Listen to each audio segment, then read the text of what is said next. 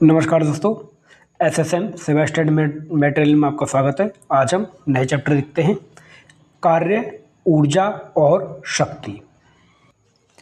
एक छोटा टॉपिक है लेकिन अच्छा टॉपिक है, और जो सरल टॉपिक है, लेकिन एक बात ध्यान रखना, सरल टॉपिक से क्वेश्चन गलत नहीं होना चाहिए, इसलिए उसको ज़्यादा अच्छे से पढ़ें। चलिए बिना देरी के स्टार्ट करते हैं। सबसे पहले देखता हूँ, कार्य किसे कहते हैं, कार्य है क्या। किसी वस्तु पर किया गया कार्य उस पर लगाए गए बल तथा विस्थापन के गुणनफल के बराबर होता है। तो कार्य क्या है, बल F तथा विस्थापन S, तय की गई दूरी, जितनी वो दूरी तय कर रहा है विस्थापन, उसका गुणनफल क्या होता है, कार्य होता है। ठीक बात है।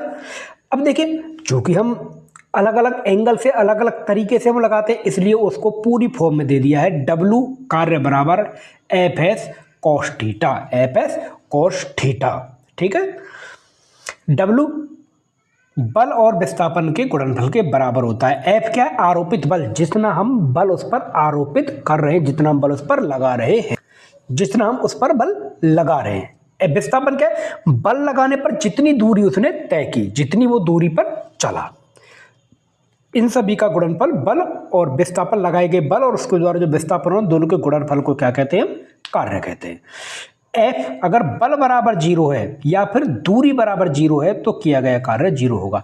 या तो हम बल ही नहीं लगा रहे तो वस्तु में कुछ परिवर्तन नहीं होगा, उसकी स्थिति में परिवर्तन नहीं होगा, तो किया गया कार्य ऑटोमेटिक शून्य हो जाएगा। अगर हमारे बल लगाने पर उसकी स्थिति में कोई परिवर्तन नहीं आ रहा है, वो कोई दूरी नहीं चल रहा है, कोई सिर्फ विस्थापन उसका कुछ भी नहीं हुआ, 0 है, तब भी किया गया कार्य 0 होगा। जैसे हम एक दीवार है, अब इस दीवार पर मैं बल लगा रहा हूं, लेकिन दीवार कोई आगे पीछे थोड़ी चली है, कुछ नहीं चला है, इसलिए दीवार पर किया गया कार्य क्या होगा, हमारे द्वारा किया गया कार्य 0 होगा। ठीक बात है। अब एक बात आती है, कार्य कैसी राशि है, अदिश राशि है। सबसे पहले देखेंगे स्केलर क्वांटिटी, अदिश राशि है, क्योंकि परिमाण है कितना हम बल लगा रहे हैं, लेकिन दिशा नहीं है इसकी। ठीक है। मात्रा क्या होता है, चूंकि W बराबर क्या होता है, बल इंटू विस्थापन, और बल का मात्रा क्या होता है, न्यूटन, और विस्थापन क्या है, दूरी है, लंबाई, और लंबाई का मात्रा क्या होता है, मीटर। तो कार्य का मात्रक न्यूटन इंटू मीटर होगा, न्यूटन इंटू मीटर, और इस न्यूटन इंटू मीटर को बोलते हैं जूल। क्या बोलते हैं दोस्तों, जूल। ये तो है इसका SI मात्रक है।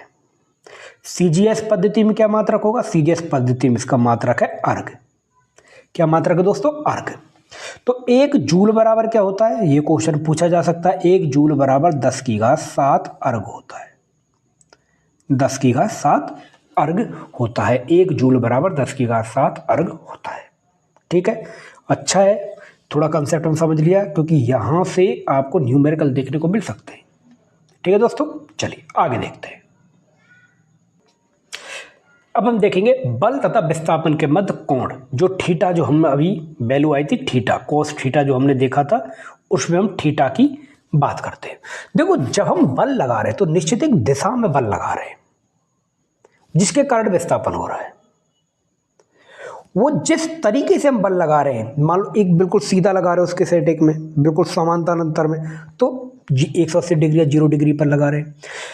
जैसे कुली सामान लेके चल रहा है तो उसके बीच में एक एंगल बन रहा है, इस प्रकार से वो चल रहा है तो उसके बीच में एक एंगल बन रहा है 90 डिग्री। तो उस प्रकार के हम एंगल को देखेंगे अभी।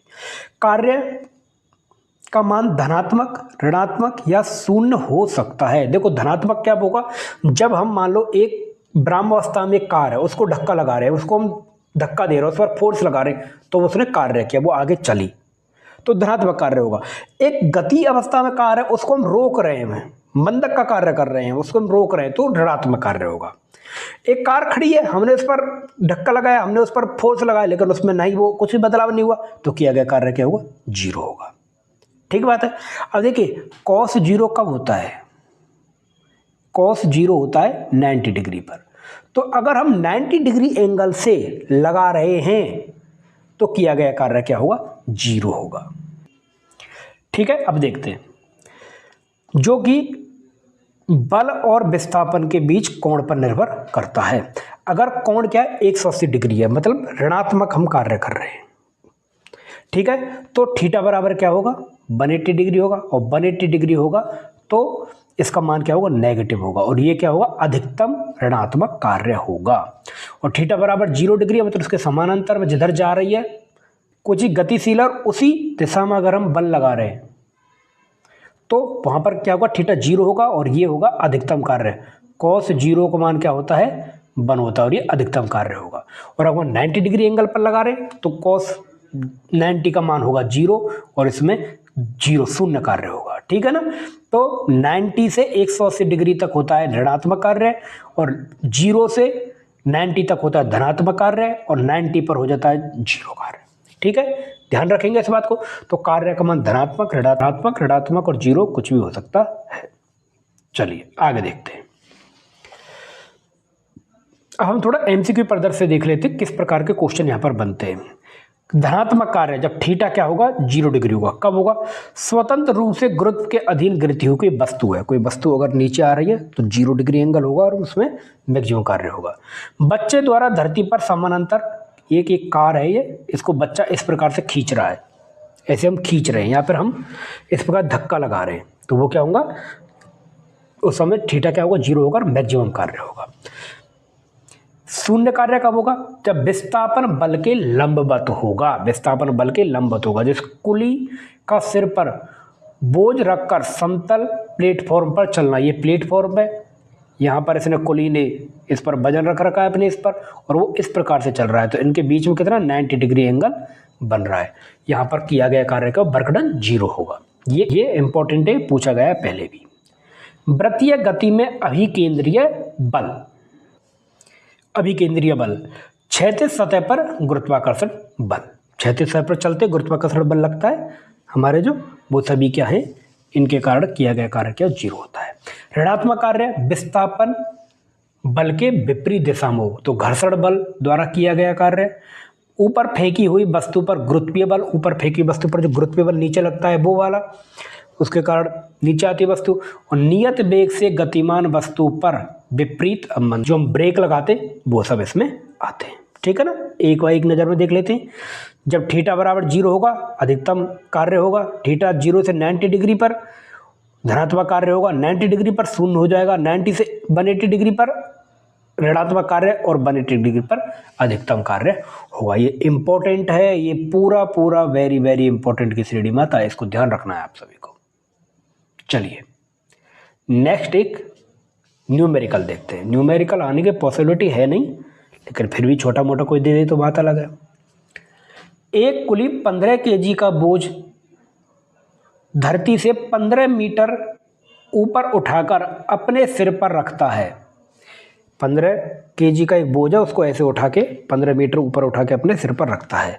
उसके द्वारा बोझ पर किए गए कार्य का परिकलन करो। तो द्रव्यमान क्या है, 15 kg, विस्थापन 1.5 मीटर ऊपर लेता है, विस्थापन 1.5 मीटर ऊपर लेता है, तो किया गया कार्य W बराबर F इंटू S, और F बराबर क्या होता है, mg होता है। ठीक है, F बराबर क्या होता है, mg होता है। तो 15 kg into 10 metre per second into 1.5 metre, सबको मल्टीप्लाई करेंगे तो आएगा 225 newton into metre. Newton into metre क्या होता है, जूल, तो 225 जूल के बराबर आ जाएगा। ठीक है, आगे देखते हैं। ऊर्जा, अब तक हमने क्या देखा, कार्य देखा, अब हम देखेंगे ऊर्जा। ठीक है दोस्तों, ऊर्जा क्या है, कार्य करने की क्षमता को क्या बोलते हैं, ऊर्जा कहते हैं। कैपेसिटी ऑफ वर्क, कार्य करने की क्षमता को क्या बोलते हैं, ऊर्जा बोलते हैं। इंपॉर्टेंट क्या है, ये भी एक अदिश राशि है, किसकी तरह, कार्य की तरह। कार्य का मात्रक क्या है, जूल, तो ऊर्जा का मात्रक भी क्या है, जूल, कार्य के समान इसका मात्रक है। किसी वस्तु में कार्य करने की क्षमता को उस वस्तु की ऊर्जा कहते हैं। कार्य करने की क्षमता को, ये 2 प्रकार की होती है, यांत्रिक ऊर्जा 2 प्रकार की होती है, गतिज ऊर्जा काइनेटिक एनर्जी, और इससे ऊर्जा पोटेंशियल एनर्जी। गतिज ऊर्जा किसके कारण, गति के कारण जो ऊर्जा आती है, और स्थितिज ऊर्जा स्थिति या विन्यास के कारण जो ऊर्जा आती है। ठीक है, चलिए अब इसके बारे में डिटेल से पढ़ते हैं। गतिज ऊर्जा काइनेटिक एनर्जी किसी वस्तु की गति के कारण निहित ऊर्जा जो चाल के साथ बढ़ती है, गति के कारण जो ऊर्जा निहित हो रही है उसे क्या बोलते हैं? गतिज ऊर्जा बोलते हैं। इसका सूत्र, इसको हम E से दर्शाते हैं, एनर्जी काइनेटिक। इसका सूत्र होता है half M B square, half M B square, half M B square. M क्या होता है? द्रव्यमान, बी क्या होता है? जितना वो वेग से चल रही है। ठीक बात है, ठीक है। गिरता हुआ नारियल, जो नारियल गिर रहा है, गति के कारण उसमें ऊर्जा आ रही है। गतिशील कार, उड़ता हुआ हवाई जहाज, बहता हुआ पानी या हवा। परीक्षा अलर्ट देखते हैं। चूंकि गतिज ऊर्जा वर्ग के वेग के समानुपाती होती है, गतिज ऊर्जा होती है, काइनेटिक एनर्जी होती है, डायरेक्टली प्रोपोर्शनल टू होती है वेग के वर्ग के, डायरेक्टली प्रोपोर्शनल टू होती है। यदि वस्तु का वेग दोगुना कर दें, वेग को 2x कर दिया जाए, तो गतिज ऊर्जा 4 गुना हो जाएगी। वेग को दोगुना करने पर गतिज ऊर्जा 4 गुना हो जाएगी। ठीक बात है ना, कि v स्क्वायर में रखेंगे तो 2 का स्क्वायर क्या हो जाएगा दोस्तों? 4। ठीक बात है, ये इंपॉर्टेंट है, पूछ सकते हैं कि किसी वस्तु की गति को 2 गुना कर दिया गया है या फिर 3 गुना कर दिया गया है, तो उसकी गति तो उसके जस्ट 3 गुना है तो 9 गुना हो जाएगी, 4 गुना करने पर 16 गुना हो जाएगी। ठीक है, चलिए आगे देखते हैं, एक न्यूमेरिकल देखते हैं।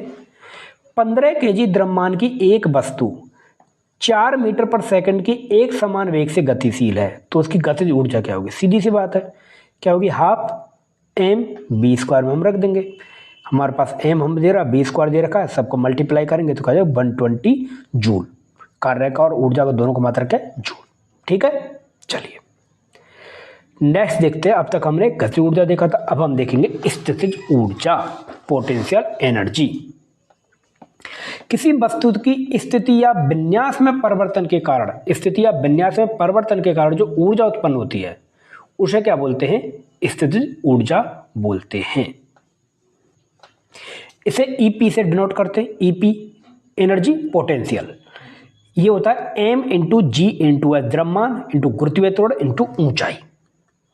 मान लो किसी चीज को हम ऐसे हमने ऊपर बढ़ा दिया, ऊपर बढ़ के एक जगह रुक गई वो, तो हमने जितना ऊपर बढ़ाने में कार्य किया, जितना कार्य किया, उन सब का जो गुणनफल होगा वही क्या होगा? ईपी के बराबर होगा।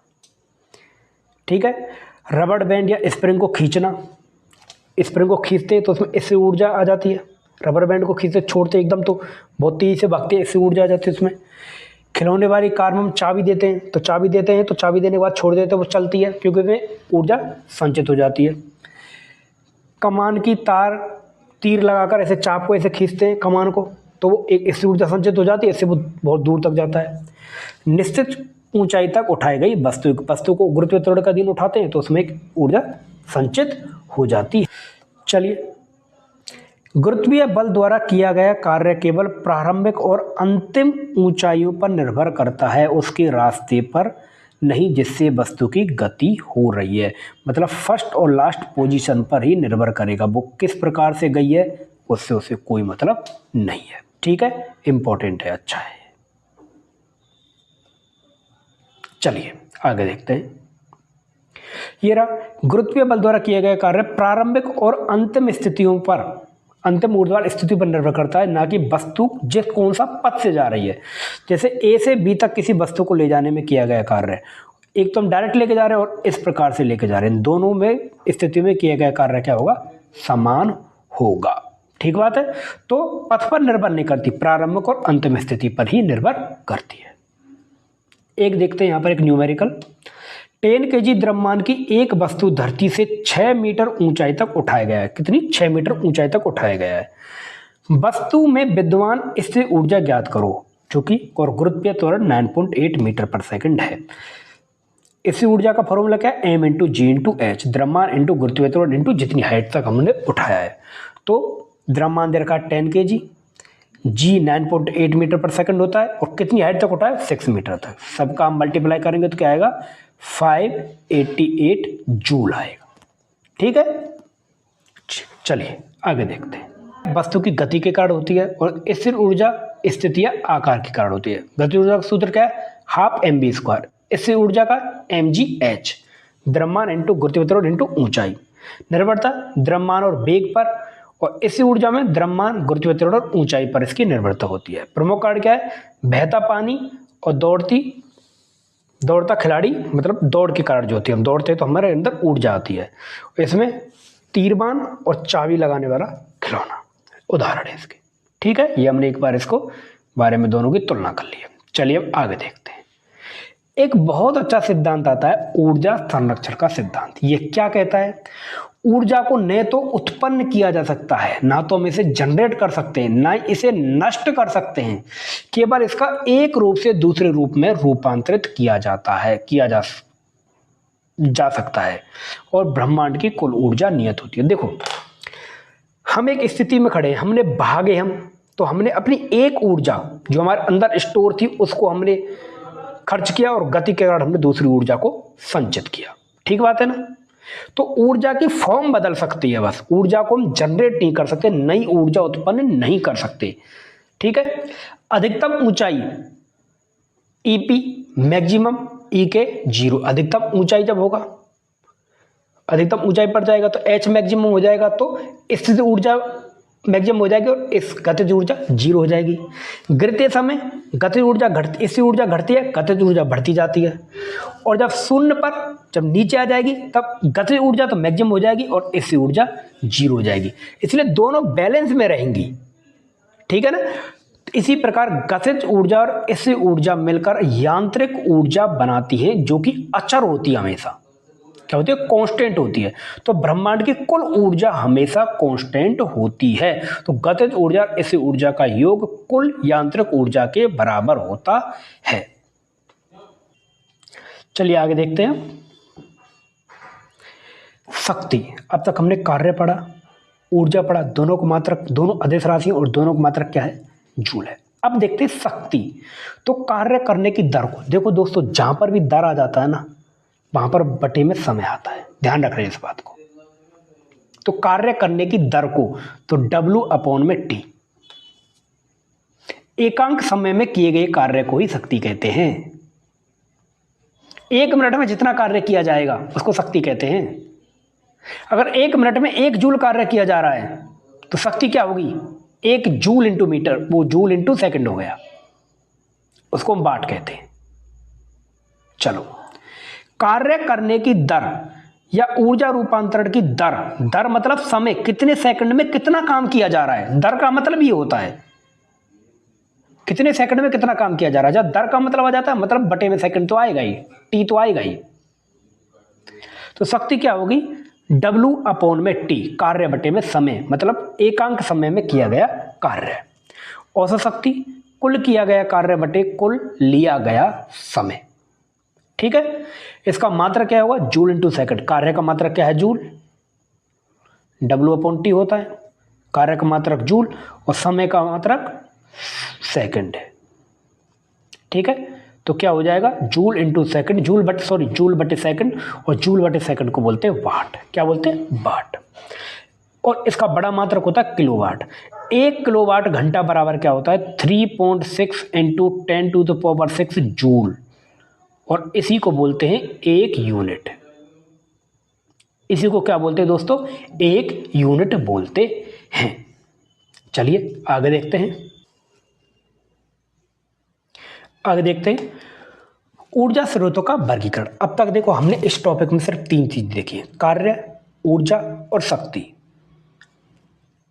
कार्य और ऊर्जा का मात्रक क्या होता है? जूल,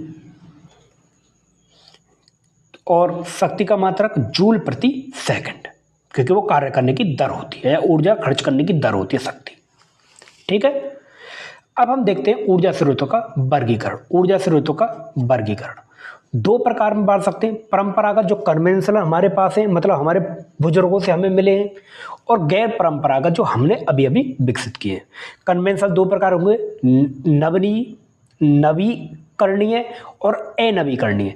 नवीकरणीय जो भूमि के ऊपर है, जिनको हम दोबारा से बना सकते हैं, जैसे गोबर है, लकड़ी है, वनस्पति चारकोल है। गोबर हम आ जाएगा हमारे पास, लकड़ी हम और उगा सकते हैं, वनस्पति हमारे पास है ये, मतलब हम और वनस्पति उगा सकते हैं, कल्चर हम वो क्रॉप हम लगाते हैं, चारकोल। ये अनवीकरण क्या होती है? जो हम बना नहीं सकते। कन्वेंशनल तो है, मतलब हमें प्रको से मिले, लेकिन हम उसे बना नहीं सकते, वो खत्म हो जाएगी एक दिन। जैसे कोयला है, खनिज तेल है और प्राकृतिक गैस, ये हमें भूमि से मिल रहे जीवाश्म ईंधन है ये, ठीक है।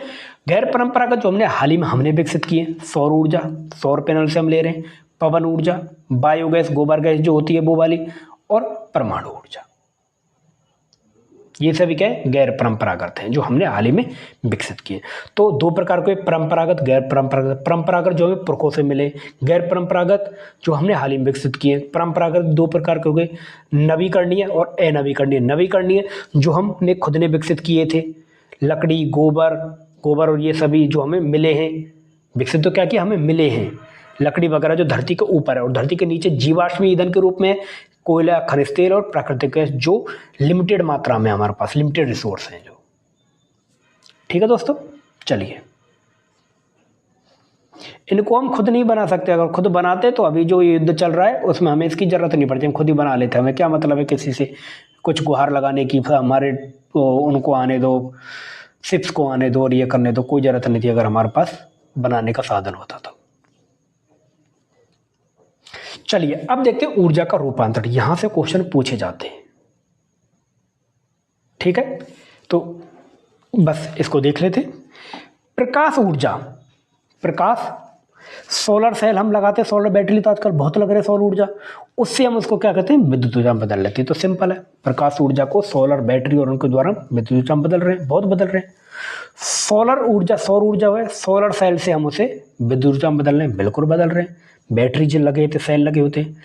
यांत्रिक ऊर्जा जो होती है मोटर वगैरह में, उसको डायनेमो टरबाइन से हम विद्युत ऊर्जा में बदलते हैं, बिल्कुल तभी चलती है, क्योंकि देखा होगा टरबाइन पर वो पानी गिरता है तो पानी, यांत्रिक ऊर्जा उसमें संचित है, तो वो टरबाइन उससे चलता है, टरबाइन चलेगा, उससे क्या होगी, विद्युत ऊर्जा बदलेगी और हमारे पास लाइट आती है। विद्युत ऊर्जा, विद्युत मोटर जो हो उसको यांत्रिक ऊर्जा में बदलती है, बिल्कुल सही बात है। आपने देखा होगा जो विद्युत ऊर्जा है, जब मोटर हमारी चलती है तो उससे हमें पानी मिलता है, तो वो यांत्रिक ऊर्जा में बदल रही, ठीक है। और यांत्रिक ऊर्जा को किस में बदला जा सकता है, विद्युत ऊर्जा में बदला जा सकता है, मोटर के द्वारा ही, ठीक है। रासायनिक सेल, रासायनिक ऊर्जा है, विद्युत सेल उसे विद्युत ऊर्जा में बदलते हैं। रासायनिक जो हमारे सेल होते हैं उसमें रसायन बढ़ रहे थे, उसमें ऊर्जा होती है, उसको हम टॉर्च वगैरह जलाते हैं, उससे विद्युत ऊर्जा में मिलती है। तो रासायनिक ऊर्जा को विद्युत सेल किसमें बदलते हैं, विद्युत ऊर्जा में बदलते हैं, ठीक है। आगे देखते हैं, ध्वनि ऊर्जा को, माइक्रोफोन जो होता है वो विद्युत ऊर्जा में बदलता है, बिल्कुल सही बात है। और विद्युत ऊर्जा को लाउड स्पीकर जो होता है वो ध्वनि ऊर्जा में बदलता है। हम विद्युत देते हैं, ठीक है, जो हमारे स्पीकर होते हैं विद्युत देते हैं, वहाँ से ध्वनि निकलती है। और ध्वनि को माइक्रोफोन जो होता है, जो हमारे फोनों में होता है, हम बोलते हैं, वो सुनता है, सुनने के बाद उसको ऊर्जा में कन्वर्ट, विद्युत ऊर्जा में कन्वर्ट करता है, फिर दूसरी जगह जाता है। वो दूसरी जगह विद्युत ऊर्जा में जाते हैं, वहाँ पर स्पीकर में आते हैं और स्पीकरों को ध्वनि ऊर्जा में बदलते हैं, तब हम सुनते हैं। हम बोलते हैं तब वो यहाँ पर एक जो माइक्रोफोन होता है वो उसको क्या करता है, ध्वनि को विद्युत ऊर्जा में बदलता है, वो फिर दूसरी जगह जाते हैं करंट के द्वारा, फिर वहाँ पर जो ध्वनि ऊर्जा है, लाउड स्पीकर होता है, स्पीकर जो होता है वो उसे विद्युत ऊर्जा में बदलता है, उससे हम यहाँ पर सुनते हैं, ठीक बात है ना, ध्यान रखना है इस बात को। विद्युत ऊर्जा को बल्ब या ट्यूबलाइट, प्रकाश ऊर्जा और ऊष्मा ऊर्जा में बदलते हैं, बिल्कुल सही बात है। विद्युत ऊर्जा को विद्युत हीटर और इस्त्री होते हैं, ऊष्मा ऊर्जा बदलते हैं, बिल्कुल सही बात है। रासायनिक ऊर्जा को मोमबत्ती, कोयला और इंजन जो होते हैं वो प्रकाश ऊर्जा, यांत्रिक ऊर्जा, ऊष्मा ऊर्जा बदलते हैं, बिल्कुल सही बात है। मोमबत्ती प्रकाश ऊर्जा में बदलेगी, कोयला यांत्रिक ऊर्जा में बदलेगा, इंजन यांत्रिक ऊर्जा में बदलेगा, ठीक बात है ना। ऊष्मा ऊर्जा में बदलेगा कोयला, जिस समय ट्रेन वगैरह चलती है ऊष्मा ऊर्जा उत्पन्न होती है। तो ये था हमारा पूरा चैप्टर। एक बार इसकी थोड़ी समरी देख लेते हैं, ठीक है। अब तक हमने पूरा कुछ देख लिया है, ज़्यादा कठिन नहीं है, बहुत सिंपल है, लेकिन इसको थोड़ा सा पढ़ना जरूर है। डायरेक्ट क्वेश्चन आएगा, यहाँ से घुमा फिरा के क्वेश्चन नहीं आएगा, और मैं जो पढ़ा रहा हूँ इससे बाहर नहीं आएगा, ये मेरी गारंटी है। चलिए एक बार रिवीजन कर लेते हैं। कार्य W बराबर Fs cos थीटा, बल इंटू विस्थापन, मात्रक क्या है, जूल, SI मात्रक, CGS मात्रक, अर्ग, 1 जूल बराबर 10 की 7 अर्ग के बराबर होता है। गतिज ऊर्जा, काइनेटिक ऊर्जा, हाफ m/v स्क्वायर, द्रव्यमान इंटू वर्ग के वेग के वर्ग के बराबर होता है, मात्रक क्या है, जूल, कार्य और ऊर्जा का दोनों का मात्रक क्या, जूल। स्थितिज ऊर्जा EP potential energy, mgh, m द्रव्यमान इंटू गुरुत्वीय त्वरण इंटू h चली गई, मतलब ऊंचाई, जितनी ऊंचाई हम जा रहे हैं, मात्रा क्या होगा, जूल। शक्ति क्या है, कार्य करने की दर W/T, मात्रा क्या है, वाट। 1 किलोवाट बराबर 1000 वाट के बराबर होता है। 1 किलो आ रहा तो 1000 हो गया। विद्युत ऊर्जा जो व्यावसायिक हम यूज करते हैं, E बराबर P इंटू टी, मतलब शक्ति इंटू टाइम, कितने शक्ति में, कितने शक्ति हमने कितने टाइम में यूज की। किलोवाट इंटू घंटा, क्योंकि टी लग गया है तो घंटा हो जाएगा, किलोवाट इंटू घंटा, kWh। ये और ये क्या होती है हमारी 3.6 इंटू 10⁶ जूल के बराबर होती है, और यही क्या होती है, एक यूनिट होती है। कभी आपसे पूछ लेंगे एक यूनिट बराबर क्या होता है, 1 किलोवाट इंटू घंटा। 1 किलोवाट शक्ति यूज करने में 1 घंटे लगती है हमें, उसको क्या बोलते हैं हम, 1 किलोवाट घंटा 1 यूनिट के बराबर होता है। और ये क्या होता है 3.6 इंटू 10⁶ जूल के बराबर होता है। ठीक है, लास्ट देखते हैं, यांत्रिक ऊर्जा हमेशा संरक्षित रहती है। mgh मतलब potential energy plus half mv² kinetic energy बराबर क्या होता है, हमेशा अचर होता है, कांस्टेंट होता है। ये बात ध्यान रखना। अगर गतिज ऊर्जा बढ़ेगी तो स्थितिज ऊर्जा घटेगी, स्थितिज ऊर्जा बढ़ेगी तो गतिज ऊर्जा हमेशा बढ़ेगी, काइनेटिक एनर्जी बढ़ेगी तो पोटेंशियल एनर्जी घटेगी, पोटेंशियल एनर्जी बढ़ेगी तो काइनेटिक एनर्जी हमेशा घटेगी। इस बात को ध्यान रखना। छोटा सा टॉपिक है लेकिन इंपॉर्टेंट है दोस्तों, याद रखना। यहां से क्वेश्चन आए तो गलत नहीं होना चाहिए और इससे बाहर नहीं आएगा, ये मेरी गारंटी है आपसे। ठीक है दोस्तों, अगर आपको हमारी वीडियो SSM सेवा स्टडी मटेरियल की वीडियो अच्छी लग रही है तो दोस्तों हमसे जुड़े रहिए, हमसे मिलिए, हमारे चैनल्स पर जाइए, चैनल को सब्सक्राइब करिए, हमारी वीडियोज को देखिए, अच्छी लग रही है लाइक कीजिए, औरों तक शेयर कीजिए और सब्सक्राइब कीजिए। ठीक है दोस्तों, बने रहिए सेवा स्टडी मटेरियल के साथ। धन्यवाद, मिलते हैं नई वीडियो में।